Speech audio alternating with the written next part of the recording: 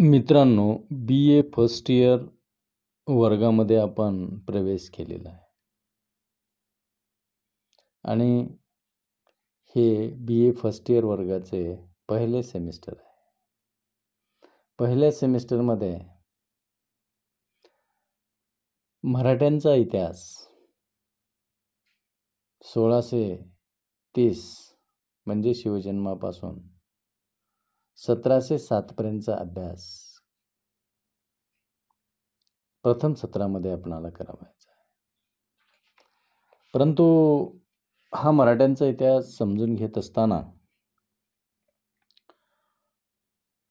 तो विषय अतिशय जिव्हाळ्याचा आणि महत्त्वाचा आहे. तो आपणाला चांगल्या पद्धतीने समजला पाहिजे. त्यामुळे सिलेबसला हात घालण्यापूर्वी आपण संपूर्ण मराठ्यांची जी कारकीर्द होती त्या कारकिर्दीची ठळक माहिती लक्षात घेऊया. ठळक माहिती म्हणजे कोणती माहिती? तर शिवकाळ जो आहे तो शिवकाळ जवळपास पेशवाई पूर्वपर्यंतचा काळ आहे. परंतु आपणाला पहिलं सत्र लक्षात घ्यायचं असल्यामुळं आपल्या विद्यापीठानं जो अभ्यासक्रम दिलेला आहे तो 1630 पासून 1707 पर्यंतचाच भाग आपणाला या ठिकाणी लक्षात घ्यावा लागेल. आणि त्याच्या नंतरची जी माहिती आहे ती माहिती ओझरती आपण लक्षात घेऊया. मित्रांनो, छत्रपती शिवाजी राजांनी शून्यातून विश्व निर्माण केलेलं आहे. राजे शहाजी महाराज कर्तबगार होते, मात्र इतर सत्तेमध्ये त्यांनी चाकरी केली आहे. जहागिरी व सरदारकी त्यांनी गाजवलेली आहे. आणि असं असताना या राजांच्या पोटी छत्रपती शिवरायांनी जन्म घेऊन स्वतंत्र अशा हिंदवी स्वराज्याची स्थापना केली. ही बाब असामान्य अशा पद्धतीची आहे आणि हे जगमान्य आहे. गरिमी कावा, जनकल्याण, समाजहित, निस्वार्थवर्ती इत्यादीमुळे प्राणाला प्राण देणारे, प्रसंगी स्वतः प्राण देणारे निष्ठावंत सहकारी यांची फौज त्यांच्याकडे निर्माण झाली होती. केवळ हिंदूच नाही तर मुस्लिम निष्ठावंतही राजांकडे असलेले आपल्याला दिसून येतात. 19 फेब्रुवारी 1630 ते 3 एप्रिल 1680 या कालावधीमध्ये फार प्रचंड विस्तारक असं महत्त्वपूर्ण योगदान या इतिहासामध्ये दिलेलं आपल्याला पाहायचं आहे. छत्रपती शिवाजी राजांची जी वैशिष्ट्य होती ती जाती, धर्म, भेदभाव कधीच करणारी नव्हती. स्त्री जातीचा सन्मान, संत महंतांचा आदर, शेतकऱ्यांचं कल्याण, सामान्याचं हित आणि अन्यायाविरुद्ध लढण्याचं महत्त्वपूर्ण योगदान छत्रपती शिवाजी महाराजांचं राहिलेलं आहे. स्वकीय जरी हिंदवी स्वराज्याच्या निर्मितीत आडवा आला तरी त्याला समोपचारानं समजून घेऊन, समजून सांगून काही बदल होतो का हे पाहण्याचं काम छत्रपती शिवाजी राजांनी केलेले आहे. आणि तो ऐकतच नसेल, लोकांच्या कल्याणासाठी जे राज्य निर्माण केलं आहे त्याच्यात तो अडसर ठरत असेल तर मग त्याच्यासोबत दोन हात करून त्याचा बंदोबस्त करण्यासाठी देखील त्यांनी कधीही मागं पुढे पाहिलेलं नाही. आणि म्हणून अशा निस्वार्थ राजांच्या कारकिर्दीमध्ये कधीही यादवी किंवा कधीही सत्तेचे तुकडे झालेले दिसत नाही. हे या कारकिर्दीचं महत्त्वाचं असं वैशिष्ट्य आपल्याला लक्षात घेता येईल. शिवकाळ म्हणजे नेमका कोणता काळ? मित्रांनो, शिवकाळ म्हणजे छत्रपती शिवाजी महाराज सत्ता स्थापनेपर्यंत मृत्यूपर्यंतचा जो काळ होता, तो 1646 पासून 1680 पर्यंतचा काळ होता. कारण 1646 मध्ये हिंदवी स्वराज्याची मुहूर्तमेढ रवली आणि 1680 ला छत्रपती शिवाजी महाराज हे काळाच्या पडद्याआड झाले. वास्तविक पाहता छत्रपती शिवाजी राजांच्या नंतर त्यांचा पुत्र छत्रपती संभाजी महाराज 1680 पासून 1689 पर्यंत मराठ्यांच्या तख्तावरती होता, असं चित्र आपल्याला एकंदरीत दिसतं. त्याच्यानंतर छत्रपती राजाराम 1689 ते 1700. त्याच्यानंतर महाराणी ताराबाई 1700 ते 1707 पर्यंत. आणि आपणाला 1707 पर्यंतचाच भाग फर्स्ट सेमिस्टरमध्ये मराठ्यांच्या इतिहासामध्ये समजून घ्यायचा आहे. याचाच अभ्यास आपणाला करायचा आहे. परंतु मित्रांनो, एक गोष्ट या ठिकाणी लक्षात घ्या की छत्रपती शिवाजी महाराजांच्या या कारकिर्दीचा अभ्यास करत असताना आपणाला द्वितीय सत्रामध्ये 1700 ते 1818 पर्यंतचा अभ्यास देखील करायचा आहे. आणि त्यामुळं हा भाग जरी प्रथम सत्राच्या अभ्यासक्रमात येत नसला तरी आपण हा भाग इथे थोडक्यामध्ये लक्षात घेऊया. ही बाब या ठिकाणी लक्षात घ्या. कन्फ्यूज होण्याची गरज नाही. आता द्वितीय सत्रामध्ये जरी पुढचा भाग येत असला तरी देखील पूर्वपीठिका म्हणून हा मुद्दा या ठिकाणी लक्षात घेऊया. परंतु आपणाला या प्रथम सत्रामध्ये 1707 पर्यंतचाच अभ्यास अभिप्रेत आहे. छत्रपती शाहू 1707 ते 1749 पर्यंत मराठा सत्तेत होते आणि खऱ्या अर्थाने यांच्याच कारकिर्दीमध्ये 1713 मध्ये पेशवाईला वाव मिळाला. कारण छत्रपती शाहू हे मोगलांच्या कैदेत होते आणि मोगलांचा उद्देश छत्रपती शिवाजी महाराजांना मराठ्यांत दुफळी निर्माण करण्यासाठी मोकळं सोडलं होतं. आणि मग एक महाराणी तारा आणि दुसरीकडे छत्रपती शाहू असा संघर्ष या ठिकाणी झालेला दिसतो. छत्रपती शाहूला मानायला ताराबाई तयार नव्हत्या आणि म्हणून दोघांमध्ये सत्ता संघर्ष झाले. यातच अनुभवी बाळाजी विश्वनाथ हा पेशवा बनला आणि बाळाजी विश्वनाथनं छत्रपती शाहू ची बाजू उचलून धरली आणि मग साहजिकच छत्रपती शाहूचा देखील विश्वास उडाला.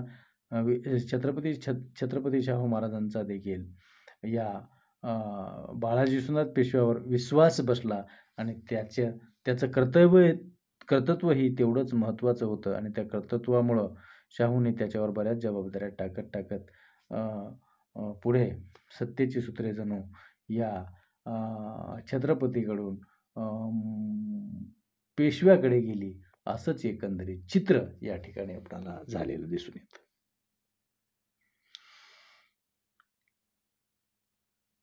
छत्रपती शाहू 1707 पासून 1789 पर्यंत होते. त्याच्यानंतर मात्र छत्रपती रामराजा 1789 ते 1707 ला छत्रपती बनला. त्याच्यानंतर छत्रपती शाहू द्वितीय 1777 ते 1808 पर्यंत छत्रपती म्हणून राहिले.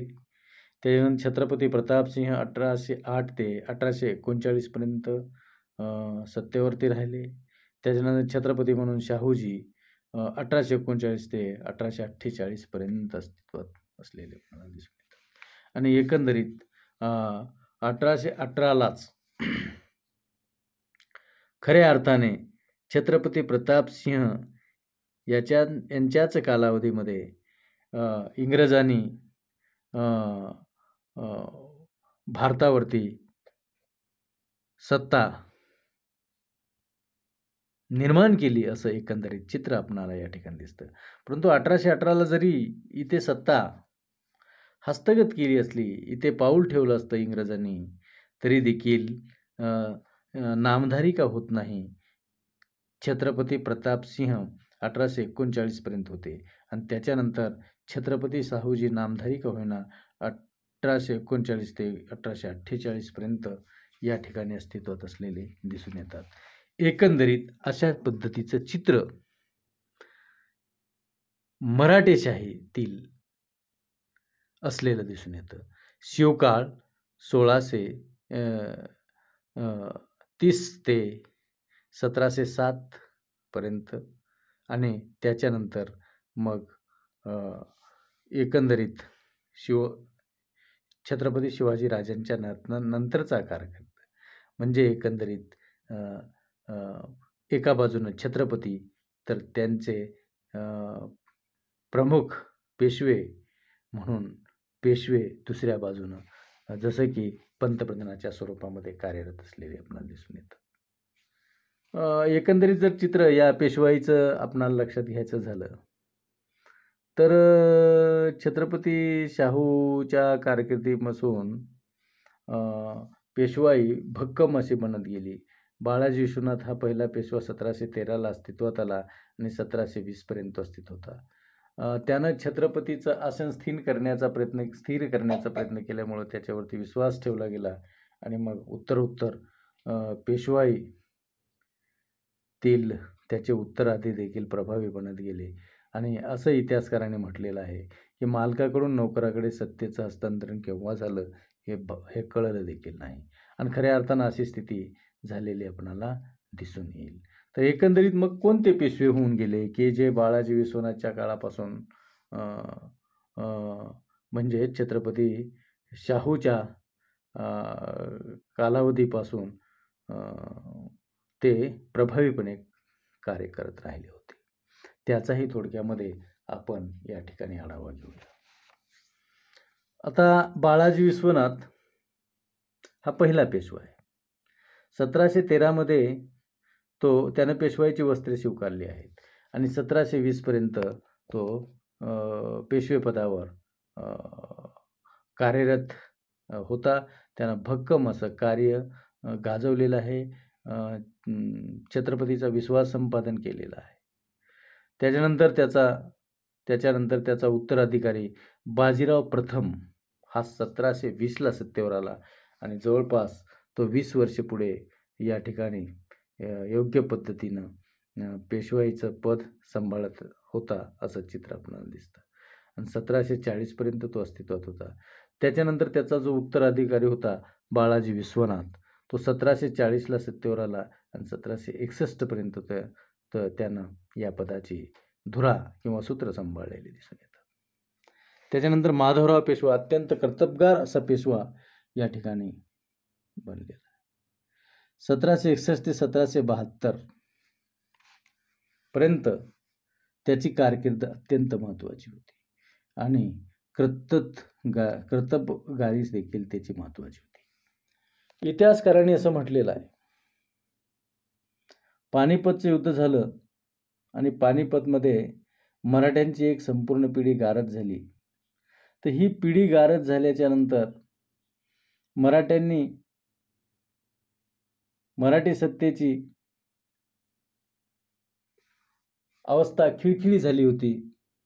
कर्तृत्ववान व्यक्ती शिल्लक राहिलेला नव्हता आणि अशा काळामध्ये हा माधवराव पेशवा अत्यंत कर्तबगार या ठिकाणी शिल्लक राहिलेला होता असं इतिहासकारांनी म्हटलेलं आहे.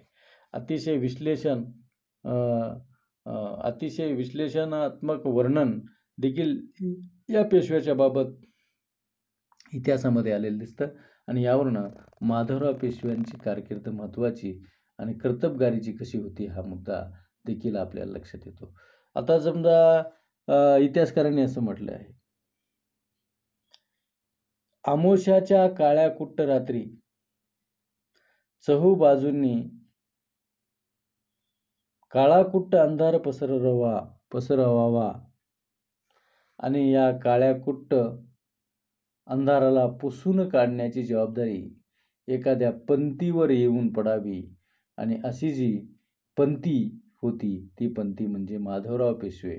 आणि यांनी हा काळोख पुसून काढण्याचा प्रयत्न केला असं इतिहासकारांनी म्हटलेलं. कारण 14 जानेवारी 1761 मध्ये मराठ्यांच्या सत्तेचा दारुण असा पराभव झालेला दिसतो. आणि म्हणून या पराभवाच्या संबंधी विश्लेषण करताना इतिहासकारांनी असं म्हटलेलं आहे. त्याने म्हटलं आहे की हत्तीसारखी ही जी सत्ता होती, ही सत्ता कमकुवत झाल्यावर तिच्यावर साध्या लोकांनी हल्ला केला. त्याचं उत्तम उदाहरण देत असताना इतिहासकारांनी असं नमूद केलेलं आहे की हत्ती जेव्हा मरणासन्न होतो तेव्हा त्याचा लचका तोडण्यासाठी लांडगे कोले देखील पुढे सरसवतात.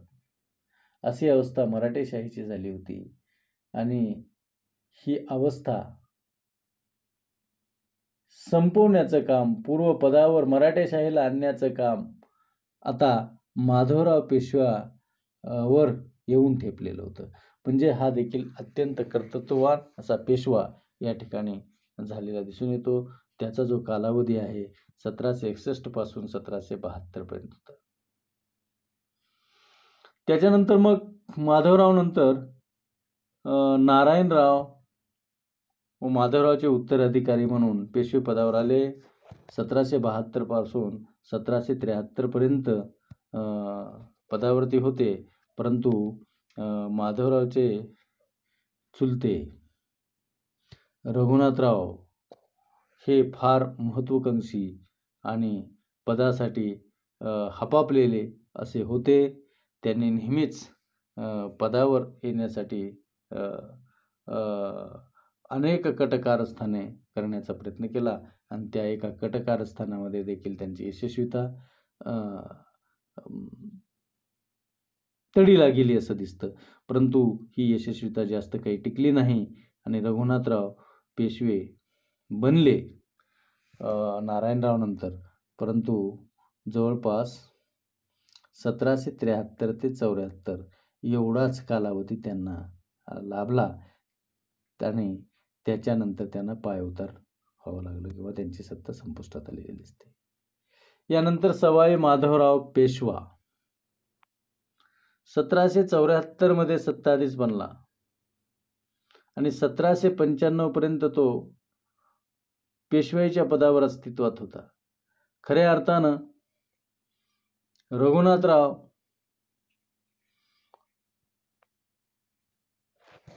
यांनी मात्र नेहमी स्वार्थहित साधण्याचा प्रयत्न केला.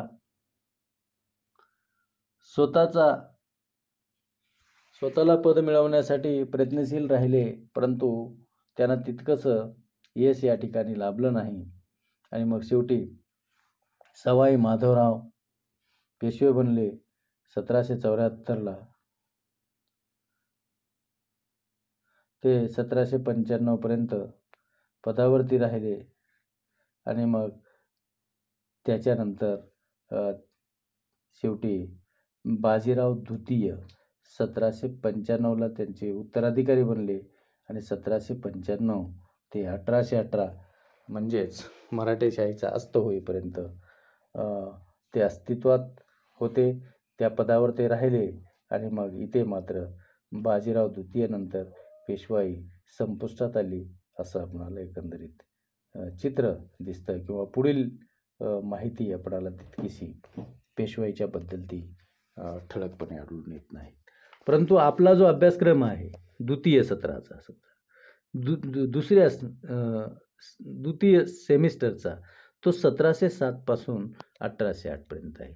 या भागाचा अभ्यास आज आपणाला करण्याची गरज नाही.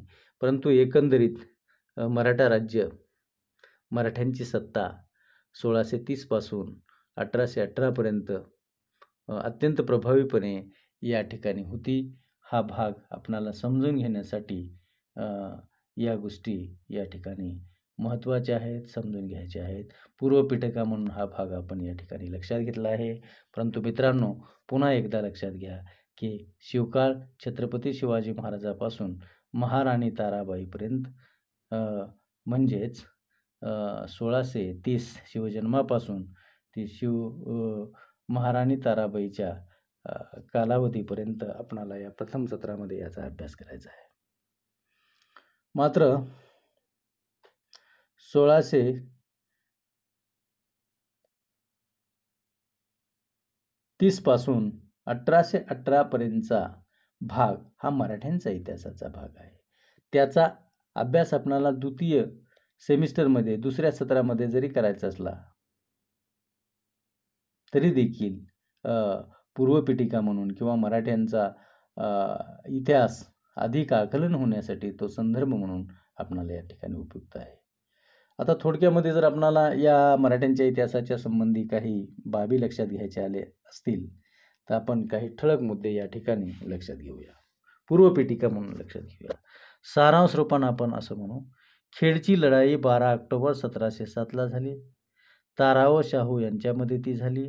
ताराबाईने धनाजी जाधव, परशुराम त्रिंबक शाहूच्या बंदोबस्तासाठी पाठवले. खेड येथे त्यांची भेट झाली होती. शाहूंनी धनाजी जाधवासोबत चर्चा केली व धनाजीला ते योग्य वाटले आणि तो शाहूच्या पक्षात आला. परशुराम मात्र ताराबाईच्या पक्षात राहिला. पुढे शाहू विजयी झाला. बाळाजी विश्वनाथ सेनाकर्ते तर धनाजी जाधवांना सेनापती पद दिलं गेलं आणि 12 जानेवारी 1708ला साताऱ्यास राजधानी व राज्याभिषेक झालेला आहे. करवीर छत्रपती घराण्याची स्थापना 1708. आपला पुत्र शिवाजीच्या नावे. पन्हाळ्यास मराठीने ताराबाईची दुसरी राजधानी स्थापली. मात्र अमात्य यादव मराठी सरदाराने सप्टेंबर 1774ला शिवाजी व तारा यांना कैदेत टाकले आणि कोल्हापूरची गादी ताराबाईची सवत राजसबाई व पुत्र संभाजीस दिली होती. 1714 ते 1760 हे राज्य होतं. 13 एप्रिल 31 मध्ये शाहू आणि संभाजी वारणातह होऊन सातारा कोल्हापूर विभाजन झालं आणि 1 मार्च 1950 मुंबई प्रांतामध्ये ते विलीन झालेलं आहे. असं एकंदरीत चित्र या मराठेशाहीचं असलेलं आपल्याला दिसून येतं. खऱ्या अर्थाने 1630 पासून 1818 पर्यंत जी मराठ्यांची सत्ता अस्तित्वात होती, या सत्तेचं एक वैशिष्ट्य आपल्याला या ठिकाणी लक्षात घेता येईल. 1630 पासून ते 1818 पर्यंत इतिहासात जर डोकावून पाहिलं तर छत्रपती शिवाजी महाराजांनी शून्यातून विश्व निर्माण केलं. मात्र हे विश्व निर्माण केलं असलं तरी 1680 पर्यंत सत्तेसाठी कधीही यादवी आणि सत्तेसाठी कधीही संघर्ष झालेला नाही. कर्नाटकाची मोहीम आणि वेंकोजीच्या संदर्भातला मुद्दा जर लक्षात घेतला तर तिथे देखील तो प्रश्न समोपचाराने राजांनी सोडवलेला दिसून येतो. मात्र पुढे छत्रपती शिवाजी महाराजांच्या मृत्यूनंतर 1680 नंतर मात्र या ठिकाणी यादवी झालेली दिसून येते. एका बाजूने ताराबाई, दुसऱ्या बाजूने शाहू, एका बाजूने त्यांचे पक्षकार आणि दुसऱ्या बाजूने दुसरे पक्षकार. सत्तेसाठी पुढे 2 ठिकाणी सत्ता केंद्र निर्माण झाली आणि ही सत्ता केंद्र कधीही शिवाजी राजांच्या काळामध्ये निर्माण झालेली दिसून येत नाही. या पाठीमागे निस्वार्थ वृत्ती, देशसेवा, समानता या गोष्टी दिसून येतात. शिवाजी राजांकडे केवळ हिंदू धर्मातील पोट जातीतील व्यक्तीच होते असं नाही, तर वेगळ्या धर्मातील मुस्लिम धर्मातील देखील अत्यंत निष्ठावंत असे सहकारी त्यांच्याकडे तयार झाले, ज्यांनी की प्राणाला प्राण देण्याचा प्रयत्न केला. अशा पद्धतीचं चित्र पुढील काळामध्ये दिसत नाही आणि मग यादवीचा फायदा परकीयांनी, शोकीयांनी देखील घेतलेला दिसतो. एवढेच नव्हे तर पेशव्यांना अधिक दिलेला वाव आणि या वावाचे झालेले परिणाम देखील भयानकपणे या ठिकाणी झालेले दिसतात. आणि मग 1818ला या देशाची सत्ता परकीयांच्या ताब्यात जावी, हा देखील भयानक असा परिणाम झालेला दिसतो. या बाबी देखील आपणाला समजून घ्याव्या लागतात.